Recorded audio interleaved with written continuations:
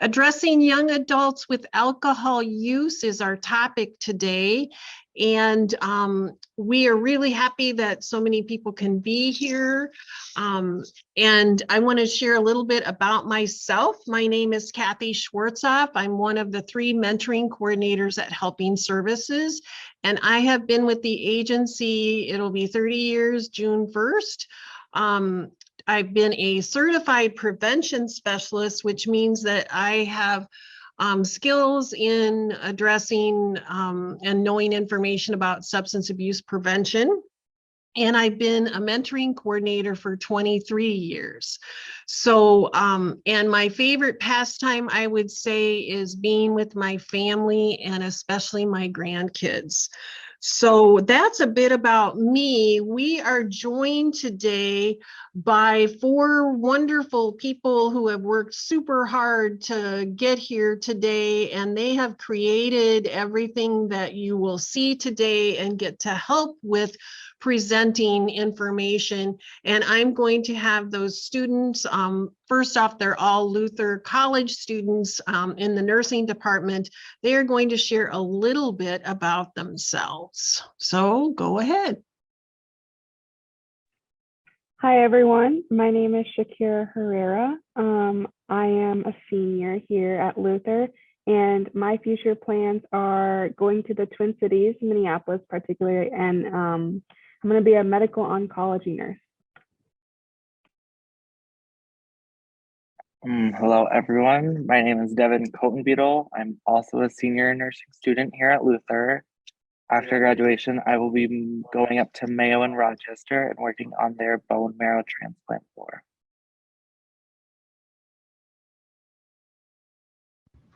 Hello, my name is Dylan Schmidt. I'm a senior nursing major here at Luther, and after graduation, I will be going down to Iowa City to be a pediatric oncology nurse. Hi, everyone. My name is Madeline Wooten. I'm also a senior nursing student here at Luther. After graduation, I'll be living in Rochester and working at Mayo as a neonatal ICU nurse. All right, so they have great aspirations, which is way cool. It's good to hear that. Whoops, went the wrong way.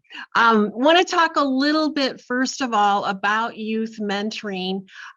We serve children between the ages of 6 and 16 in the counties of Alameda, Delaware, Howard, and Winneshiek counties.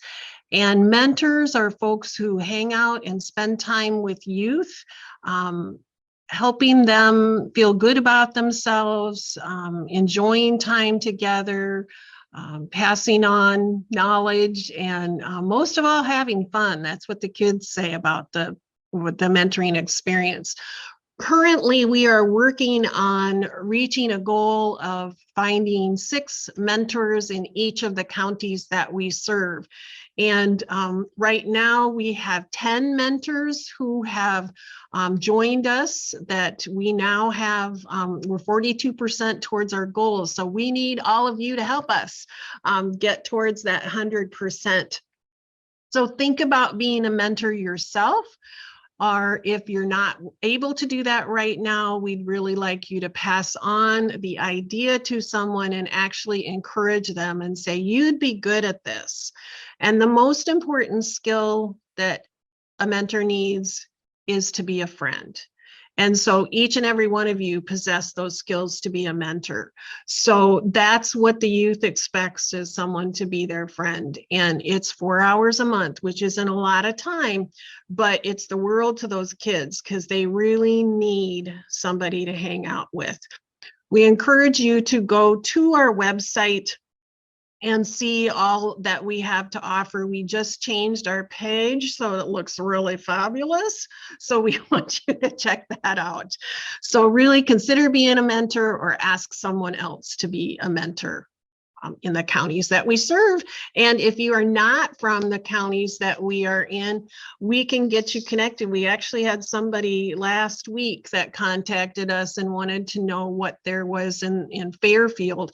And unfortunately, there isn't any mentoring program there, but we do encourage people to reach out to the school because sometimes they have informal types of things going on.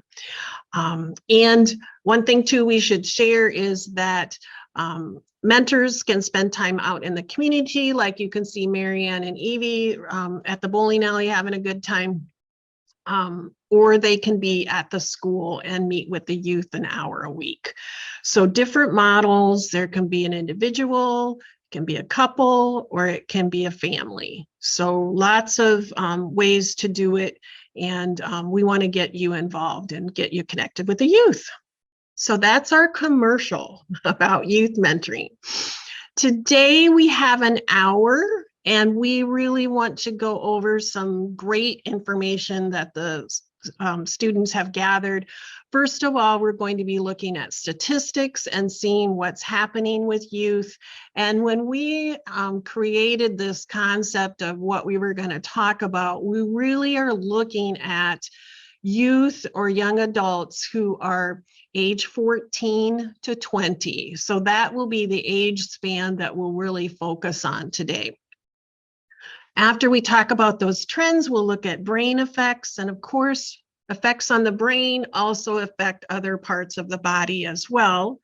And then also we'll look at prevention strategies, and then also the importance of communication and actually how to do that. So you guys are just going to have a powerhouse of good, really great information today.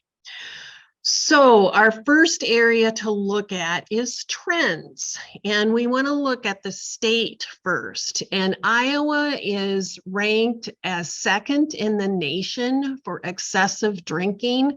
And just a reminder that excessive drinking does include binge drinking, also underage drinking, and any people who are pregnant drinking. So that's the definition of excessive drinking. And so we're second in the nation, not the most great thing for us to be excelling at. North Dakota is behind us by a bit, but we are the highest one in the Midwest for excessive drinking. And then 1,305 people have died from excessive drinking in Iowa in a year. And so that's really a lot of people that are gone from our state. That is about 1% of all death rates due to alcoholic consumption is from Iowa. So that's pretty big when we're not the largest state and not certainly the biggest population.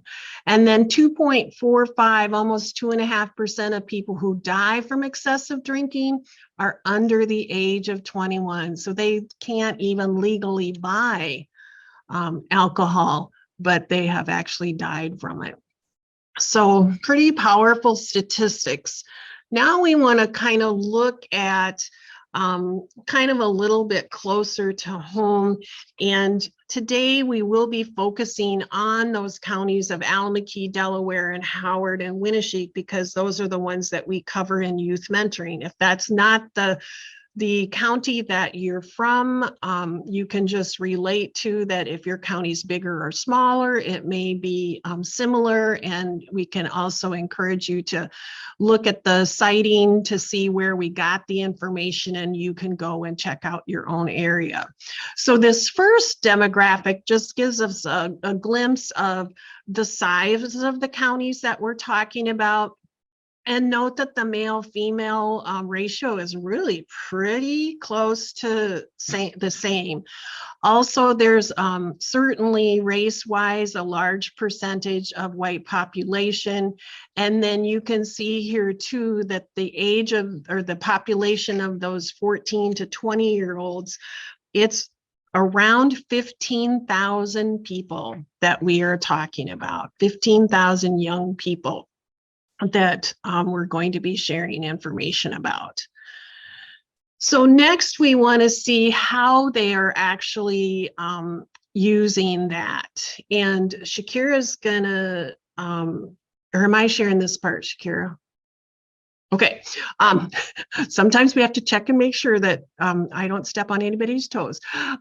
This information was actually taken from what's called the County Assessment Workbook, and Helping Services does this every so often to get adults 18 years or older to determine many kinds of things that are happening in each of the counties. So we have county data from adults.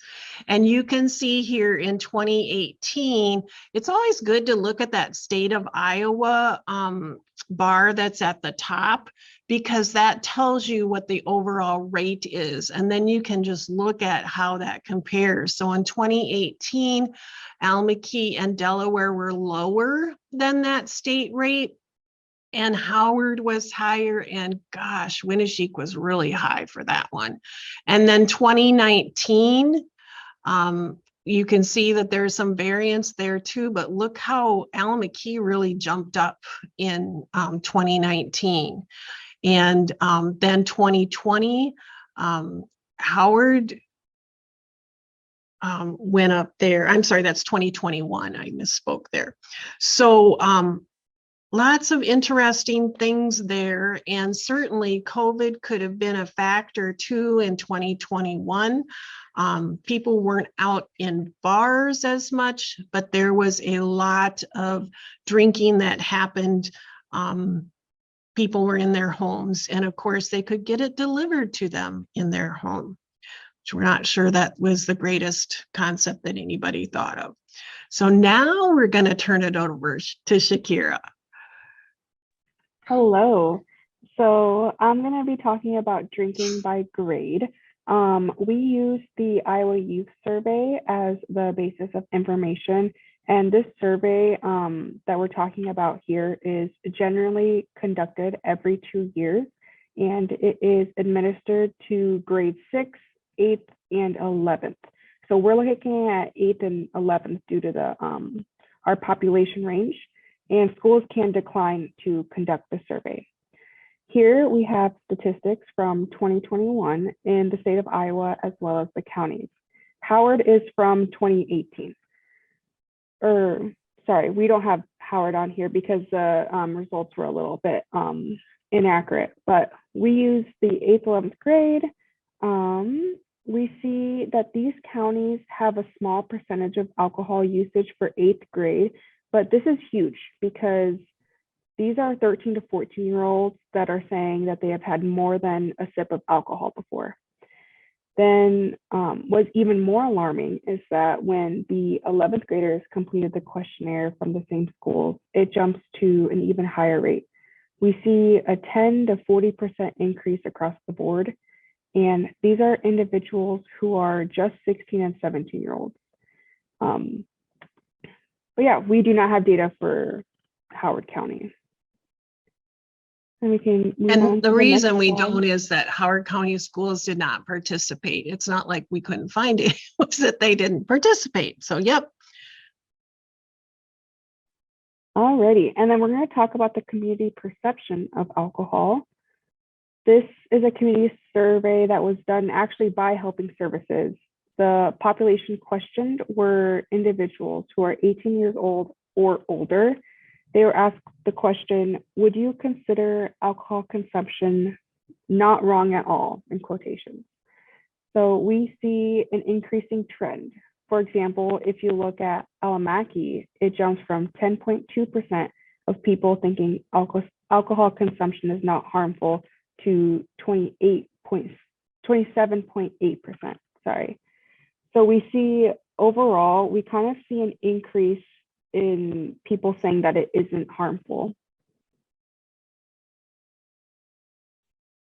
All right. And I guess the next question you could be asking yourself is like, how easy is it to get this alcohol? These young people are trying to, get it in their community. And this is a great chart. It shows like the lighter blue is the easy bar, so to speak. The darker one is difficult. And you can see on the left that the 8th graders all fall right around that 50%. Some are a bit over, some are a bit less.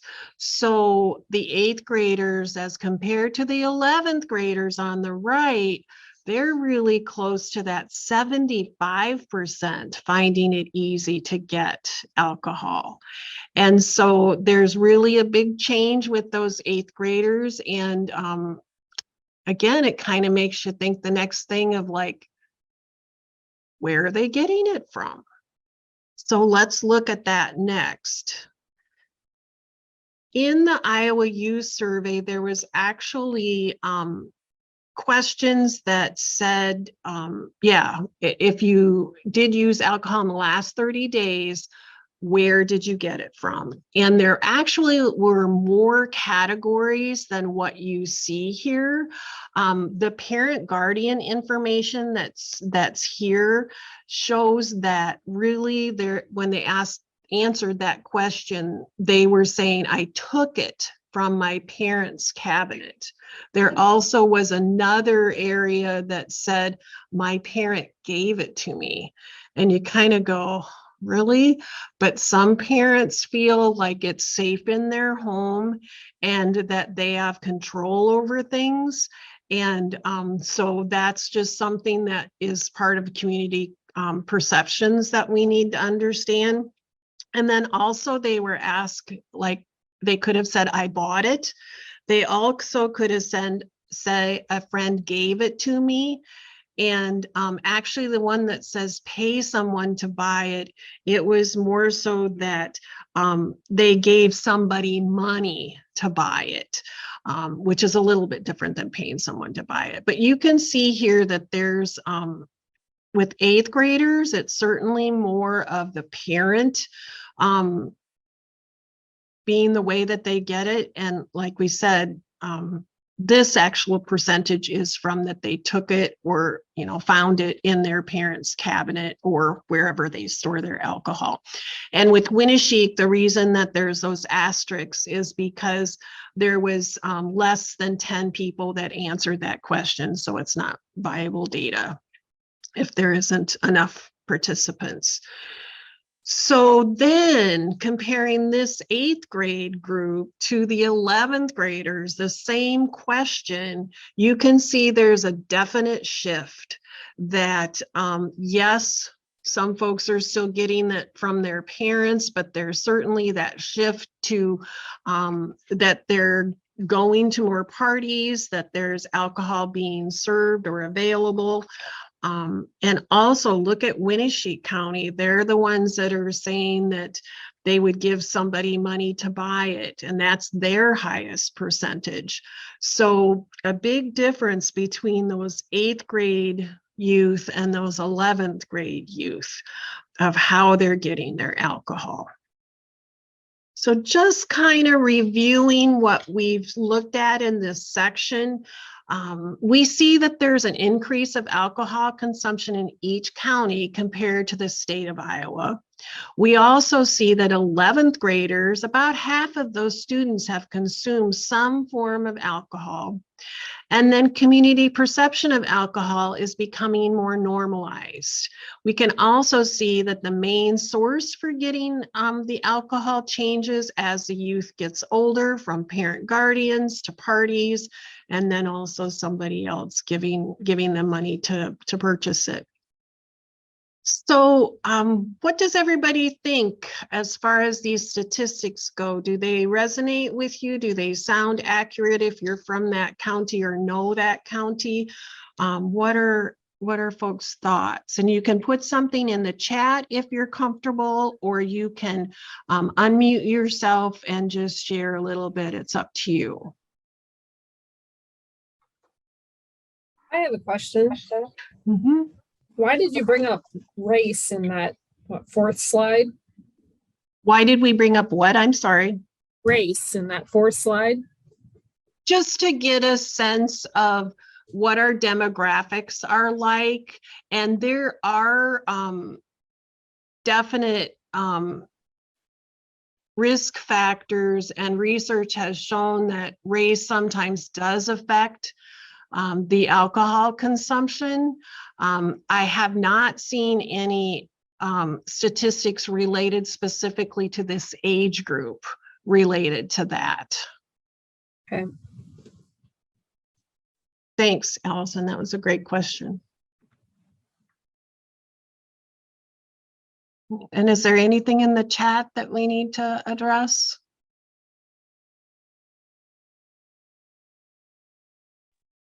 There's one question in the chat asking if we know who ranked #1 for alcohol consumption in the US. You know what? I should know that. But I'm not certain who it is, but we can make sure that we send that out with the information. I'm trying to think when I've done presentations before, I've known who it is, but I'm drawing a blank. And it looks like Leah is sharing that she's from Alameda County, and it seems like most kids starting in about 8th or 10th grade start going to parties. It seems like the statistics are fairly accurate. I agree. I grew up in Alameda County, and I know that that's the case. Yeah, great. Okay, I am so glad you guys are participating and asking questions. That is super duper duper. Okay, we will move on. If I can get the PowerPoint to go. There we go. So brain effects. And of course, like I said before, what happens in the brain affects the other parts of the body as well. So Devin, this is all you.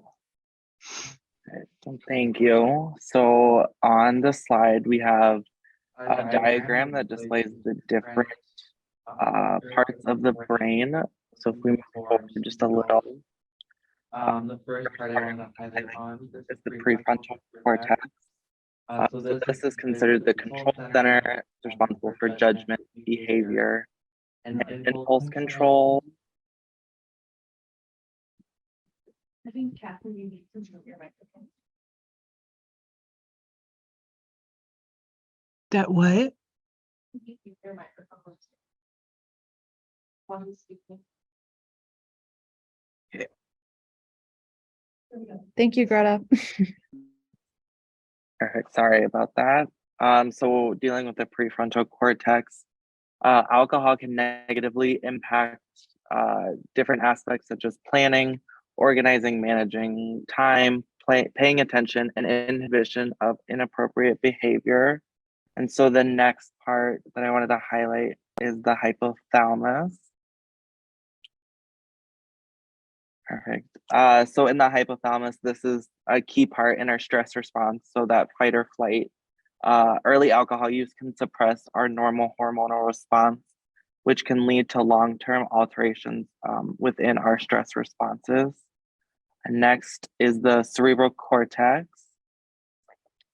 So this is responsible for our higher brain functions, such as memory, language, and consciousness. So with alcohol, this causes less reactive towards short-term effects and more reactive to pleasurable effects of alcohol. So what I mean by this is youth are less reactive to the effects such as those hangover effects like headache, nausea, lack of coordination, and they're more reactive to those pleasurable effects, whether that just the different positive aspects of drinking in general, and this may lead to an increased drinking compared to adults. So that is important towards the development. With our hippocampus, this is also memory and learning. The behavioral impact is unknown, but it's critical for learning itself. And with alcohol, this is where the most serious damage occurs, as it leads to an overall reduced number of neurons. Next would be the cerebellum. So this is responsible for balance, muscle coordination, and memory formation. And with alcohol, this inhibits motor function and slows our overall reaction time. And then the last part I want to highlight on is the medulla. So this is essential for vital functions of our body, like breathing and the beating of the heart. And so overall, heavy drinking can impair these just because they don't have that reaction to negative effects. Like I talked about earlier, they have a higher tendency to drink higher amounts than adults, which can lead to more damage. When dealing with the brain, it's important to note that our brain doesn't stop developing until around 25 years of age. And so alcohol can have a large impact towards that brain in the development, especially in teens. And this slide wasn't necessarily to have you memorize the different parts of the brain, but just kind of shows how widespread early alcohol usage can be and kind of how much it can impact. Great. And just to tell you, I looked up who the highest ranking excessive drinking state is. Does anybody want to guess? Wisconsin. The Beach Boys sang there a lot. It's California, and followed closely by Illinois, and Utah is high, and Texas. I'm sorry, did I say Utah? No, it's Texas, Florida, New York, and Illinois are the top 5. So just so we know that. I knew as soon as I saw it, I was like, that's right. Yes. Iowa's not Okay. one of the top Some 5. warning signs for this age of youth, to be concerned about their use of youth. Some things that you need to be looking for there are certainly physical changes, which could be memory lapses, poor concentration, lack of coordination, and slurred speech, to name a few. Moods can also change, including flare-ups of temper, irritability, and defensiveness. There also can be that who cares type of attitude. And then 2 problems at school and related to the who cares things that can change their appearance. They cannot be showering or, getting their hair clean or whatever, just kind of, why would I do that? And also doing different activities and having different low energy. So school problems would be poor attendance or getting into trouble, like disciplinary actions, their grades change significantly. And then another warning sign is that rebellion against family rules and just not wanting to adhere to anything, and kind of relates to that nothing matters type of thing. And then friend changes as well can mean that they have a different group of friends, or that they're reluctant to tell you about their new group of friends, that. So, and one thing that we really want to say with this is, looking at these things so far, I look back at when my kids were teenagers and go, well, we certainly had some mood changes and some who cares and some rebellion against family rules. That's part of being a normal teenager. But a warning sign for alcohol misuse is a significant change, that there's an extreme display of the signs. And this particular one, the presence of alcohol, is the factor that really changes things, because you're seeing bottles or cans or smelling, alcohol, which isn't always a factor because you can't all smell all alcohol. But just know that is, keep that in mind, that part of it, of this, teenagers do some of it, but it's that significant and display of things that's extreme. And we'll get into a little bit more of things too here in a bit. Then with alcohol use disorder, there are some risk factors. And to just give you a sense too, alcohol use disorder used to be called alcoholism, and now the appropriate term is alcohol use disorder. And young people can certainly be at a higher risk to develop alcohol use disorder or have alcohol misuse, so that they have certainly some of these risk factors. Family history can be part of that, and whether that is genetics of how they're wired and what is in their body, but also what they see in their family. Grandpa was drinking a lot. Grandma, had her liquor that she stored in her cupboard and drank quite a bit. And so seeing those learned behaviors is part of family history. Individual maturation can be affected when younger people mature physically at an early age. That puts them at increased risk. And then having another mental health disorder like depression, anxiety, bipolar, PTSD, schizophrenia, those things put the person at a higher risk to have alcohol use disorder. And then certainly having the ability to get the alcohol easily, which is one of the reasons we talked about that earlier, was that is certainly a factor for young people in developing alcohol use disorder. And then social factors as well can include their socioeconomic background and their living conditions as well. So those are some things related to risk factors.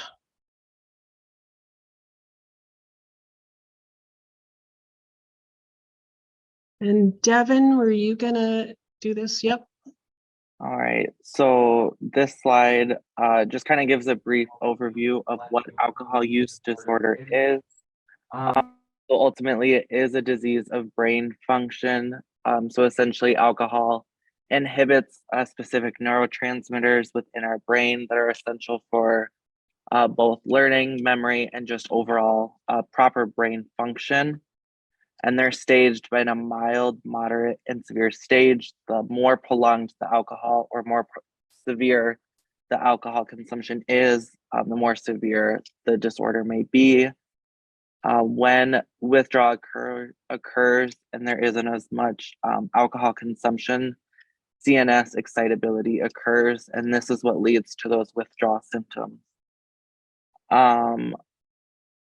There overall is a lot of stigma regarding alcohol use disorder, which is part of the reason we felt it was good to include it, is just to show that what it is a medical disorder, not something that people have a choice through.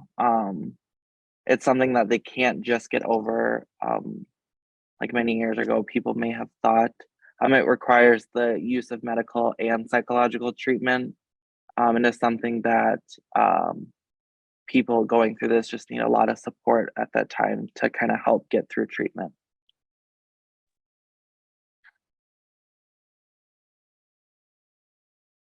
And looking at warning signs for alcohol use disorder for young people or anyone for that matter. First of all, one thing that is always part of alcohol use disorder is truly the person has their primary relationship is with that drug of choice, alcohol. So they find it very difficult to control the amount that they drink. They drink more to get that high because their tolerance has affected the way that their body works. And in order to get that high, they need to drink more. They also may know that it's harmful to themselves and even to others, their consequences of drinking, but they still continue to drink because that relationship is so high on their priority list. And also, they give up other activities to drink. Like if they're a parent, they may stop going to their son's baseball games and where they used to really enjoy those. Or instead of going out on a date type of thing, they just stay at home and drink. And so giving up activities that they normally enjoyed in the past. And then too, if the alcohol is taken away, there is withdrawal, which includes shakiness and restlessness and other debilitating type of things for folks.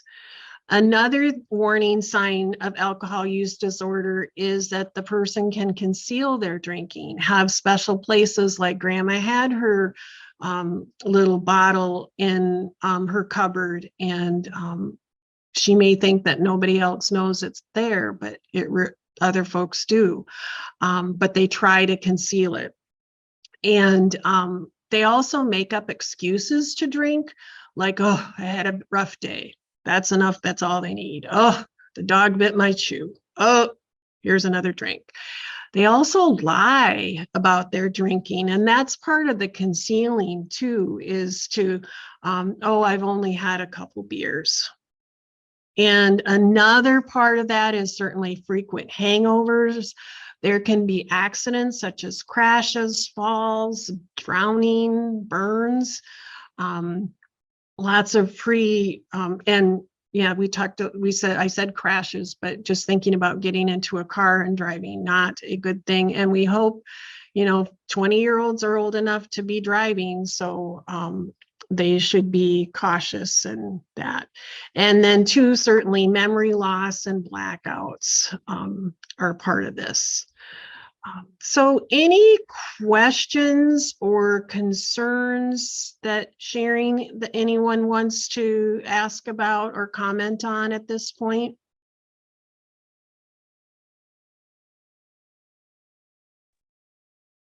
I have just a little comment, I guess you could say. I'm old. Kathy probably remembers from the Modders days. Say that again. Remember the Modders days, the ballroom?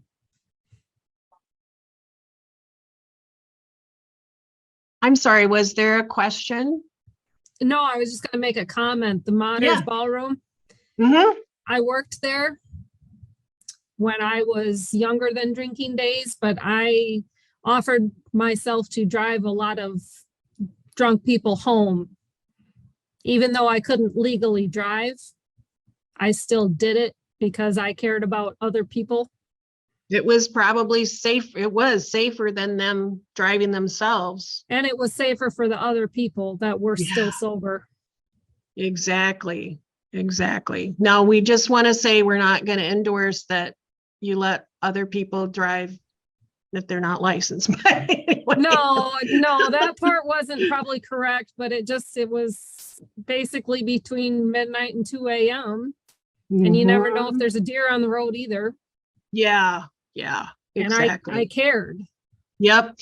And that just plays into that idea that when Devin was talking about the brain, that it changes everything. They think that they've got the world by the tail and that, oh, I've only had a few drinks and I can get, myself home, no problem. And you saw that it was a problem and did something. Later on, we are going to talk about the importance of having a designated driver. So kudos. All right.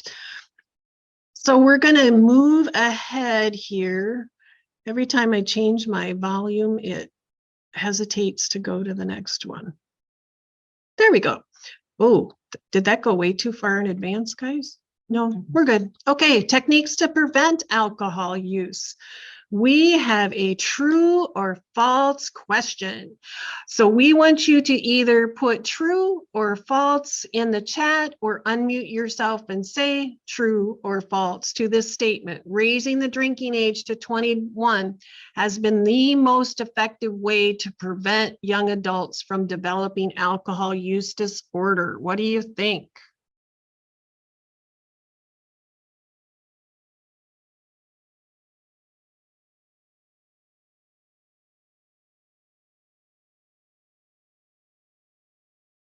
And I'm not seeing the chat, so can somebody share? Lots of faults. Okay, let's see if you're right. Whoops, wrong way. Faults. You guys are so smart. Very good. And this information is from the National Institute of Alcohol Abuse and Alcoholism. And the number one way to prevent alcohol use disorders in young adults is to have healthy conversations with family members about alcohol and having positive role models, also role model being healthy and having a healthy social environment.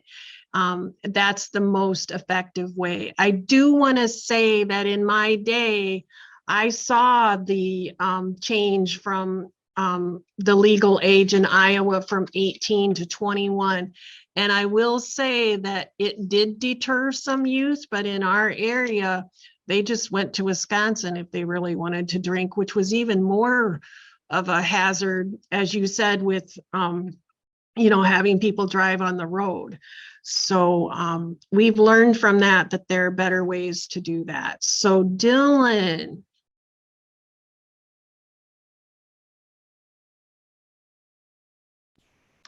Yeah, I'm going to talk about some of the risk factors with drinking. So as Kathy mentioned earlier, she talked a little bit about the family history and the mental health history, but also starting at an early age is a big risk factor for drinking, especially if they're binge drinking at an early age. This includes whether they are just drinking steadily over a period of time or drinking too much over a long period of time. With the family history, again, Kathy talked about the genetics involved with that and the socialization factors, but there's also a financial factor as well.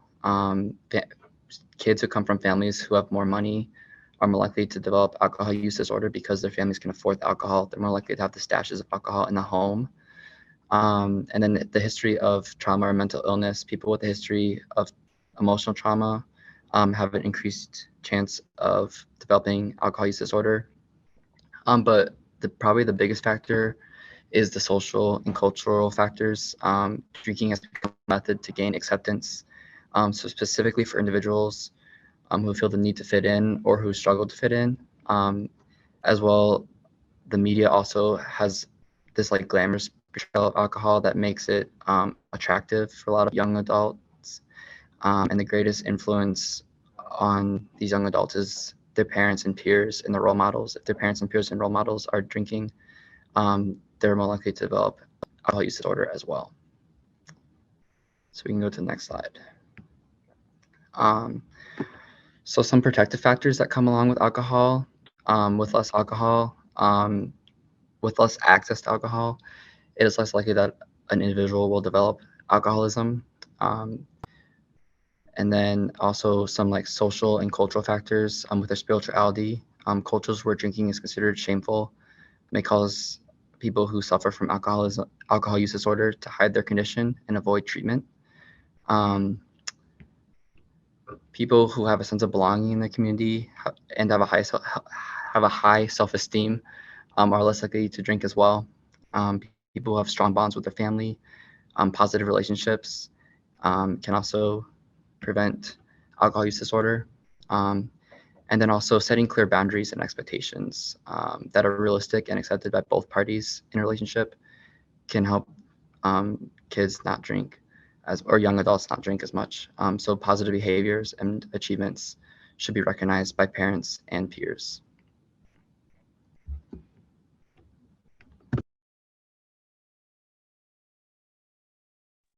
All right.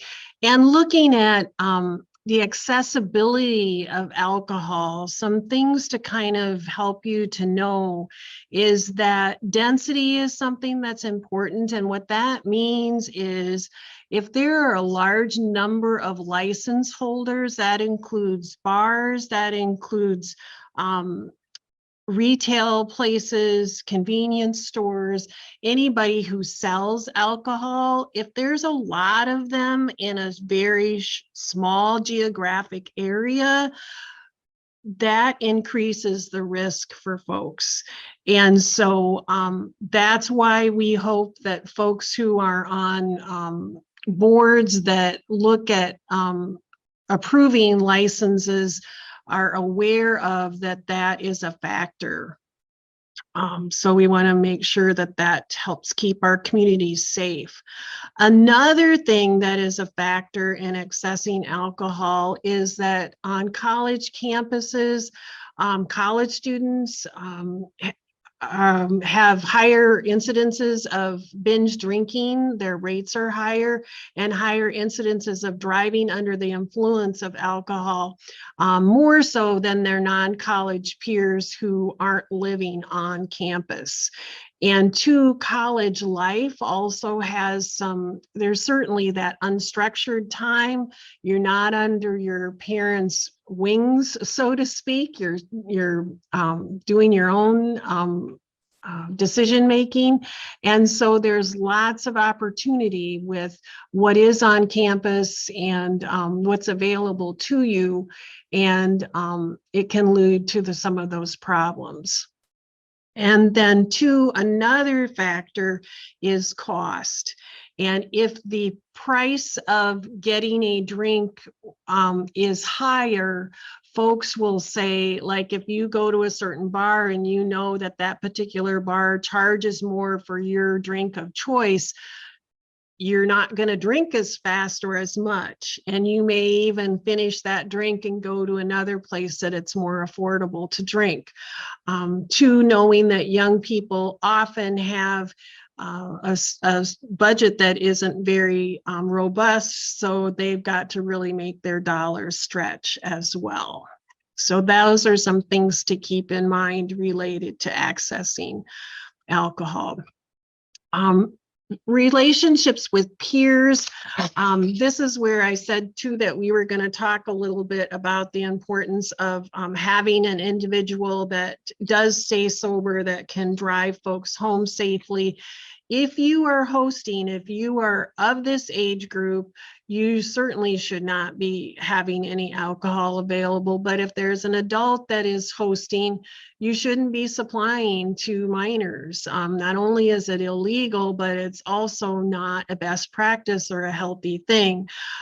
So having as a host, part of your responsibility is to not supply to minors. And if people are of age, to designate some individuals to drive them home safely. College culture, again, as we talked about earlier, one thing that is so important in this age group is that sense of belonging.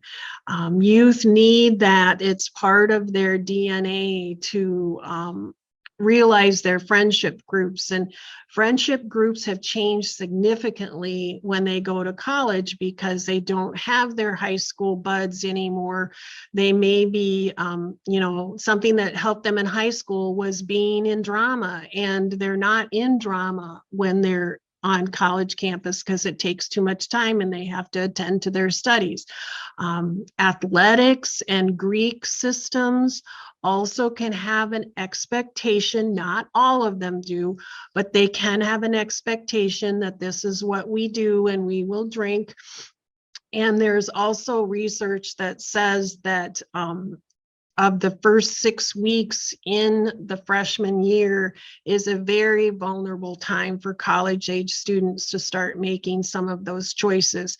That's also why the Greek group does their rush in that first time too, but they also want that sense of belonging, which is also important too, and to help people, because some people, their sorority sister or their fraternity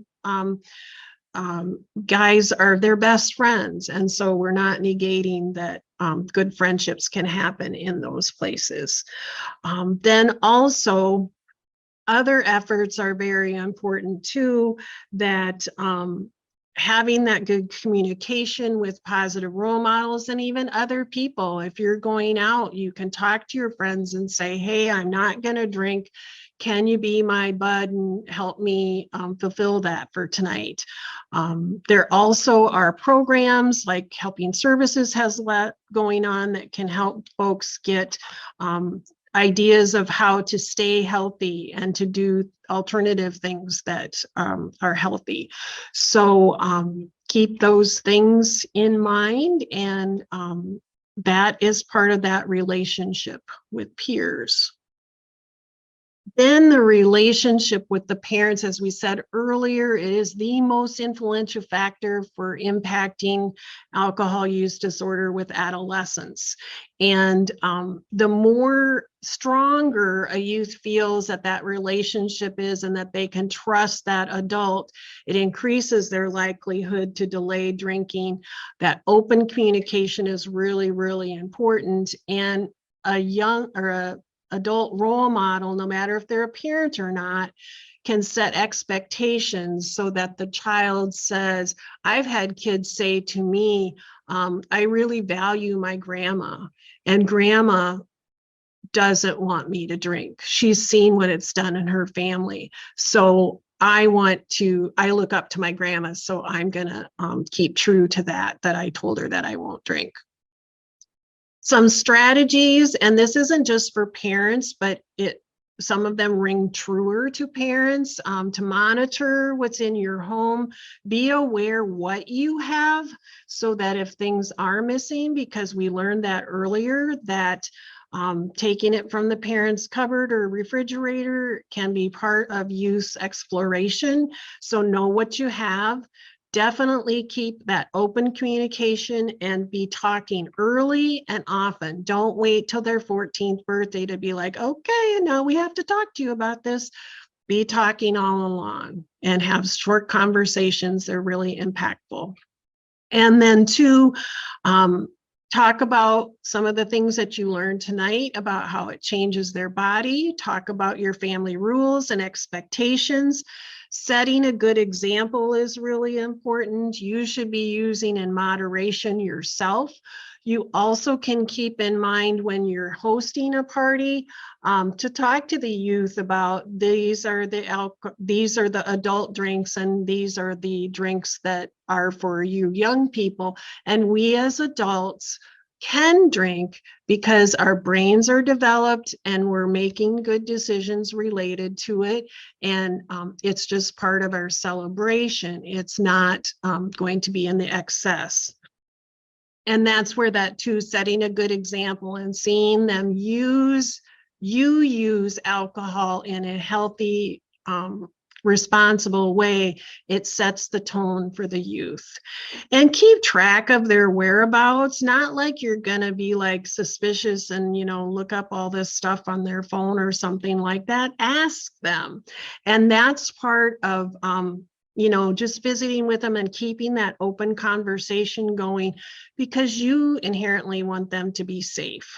So that's important prevention strategy. So we're going to zip into communication because we've got some good things going on with that. First of all, why have this discussion? Because really, having a trustworthy individual to talk to will help the youth so that they feel supported and they have someone to come to when and if they need to talk about alcohol, regardless, and talk to you about anything, regardless of the topic. And this may seem repetitious that we keep talking about, let's talk, but we want to drive it home. It is the #1 prevention tool for us as adults to talk to youth that we care about. Perfect.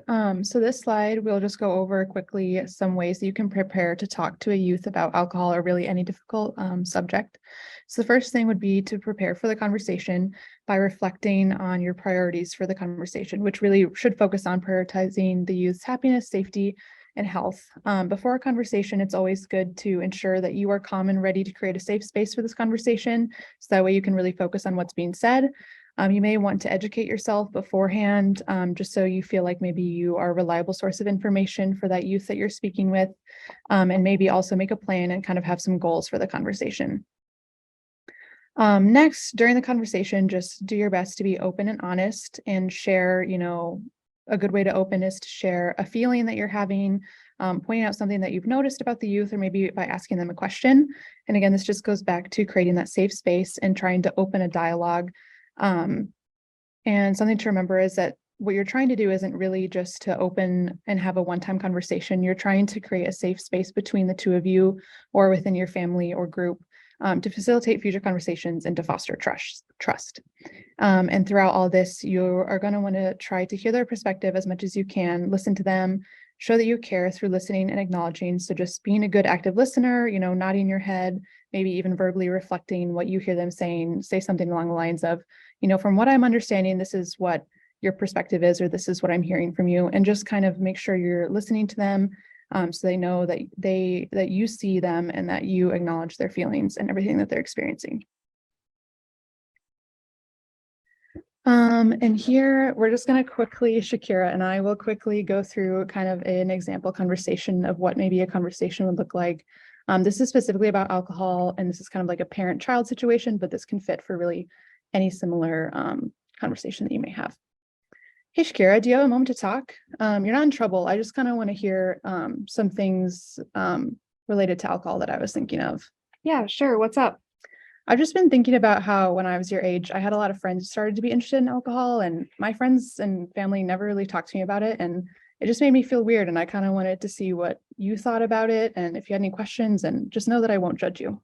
No, yeah, for sure. I have definitely heard about my friends talking about alcohol and other things such as vaping. I haven't really tried any of it, and I don't really want to, but sometimes I like get persuaded by my friends a little bit, and they try telling me that drinking and vaping is kind of like the in thing right now. And drinking is just something that I even see adults doing when they're hanging out, and so it's been hard for me because I'd rather do other things with friends than drink. Yeah, thank you for sharing that with me. Your choice not to drink is really important. I know we haven't talked about it, but drinking at your age can be really harmful because your brain isn't fully developed.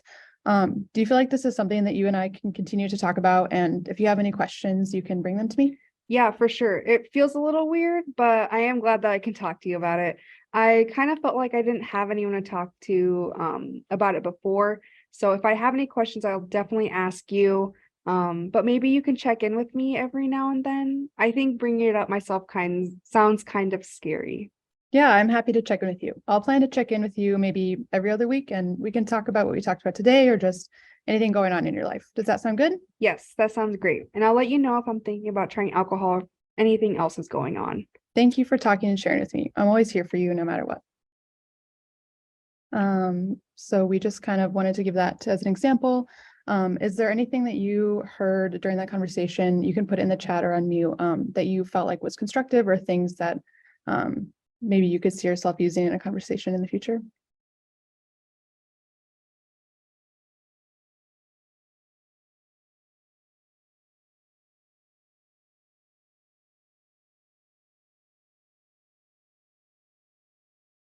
I see someone said checking in with each other and that the opening was good.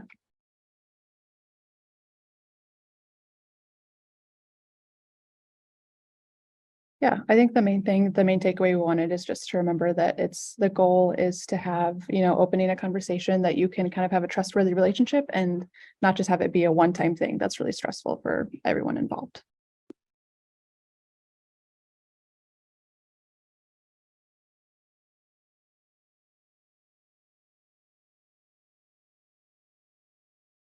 Sorry, forgot to unmute myself. Can you hear me now? Really quickly, we're going to go through some resources. The Talk They Hear You campaign is done by SAMHSA. They have wonderful information. Just Google Talk They Hear You. There are points, tips. There's podcasts, which if you registered ahead of time, you got it. It was a great podcast. I never listened to a podcast, so that was good. Check it out. Your Life Iowa is a wonderful resource for not only substance abuse prevention kinds of things, but suicide, mental health issues, problem gambling, and lots of other things. If anybody needs anything 24/7, 365 days of the year, you can call, text, or hop on their website and check it out. It's free, confidential, non-judgmental, really good information and help. You can do a locator type of thing that if you need help with anything, you can look at their facility locator and see where's a place close to you. And speaking of places that are close to you, some local resources are Northeast Iowa Behavioral Health, also the Delaware County ASAC, and both Northeast Iowa Behavioral Health and Delaware County ASAC have tools that can help with assessment and counseling, and lots of wonderful resources for folks. This lists, Winneshiek Medical Center. You can translate that to your own hospital close to you. Also, Luther College has a clinic here, but also has counseling services. That's a separate number. And we really encourage folks to reach out to those local resources to find out what's available and how we can help each other through this, this particular issue. So right now, we would love for you to do your evaluation. If Devin, you could put that in the chat, that would be great. Just go to the chat and grab that evaluation link. And if you can do it right now, that would be really helpful, because then you'll have it done. Sometimes people have a little trouble with this. And if you are having trouble with it, and even if you're not, we're going to send you some information afterwards that says thanks for attending, but also says, and here's the link if you haven't had a chance to do the evaluation. We do find that if people do it now, it gets done. So we prefer you to do it now. And while you're working on that, just want to stop and see if folks have questions or comments of what they'd like to share. We know we're running a bit over time, so if some of you have to hop out, we understand that. But for those of you who would like to visit and share anything, please feel free to do that at this point. I like what you said, Bethany, about helping someone out and checking on them so they don't start drinking. That's part of that, yeah, communication of having your friend that is there with you. Yep. Sharing your experience and how you felt in their shoes. Don't judge. Yeah. Yeah, I love that conversation. That was great. Super. Okay, well, thank you everyone for coming tonight. We really appreciated your time and giving us your time and your ideas and sharing. Thanks, everybody.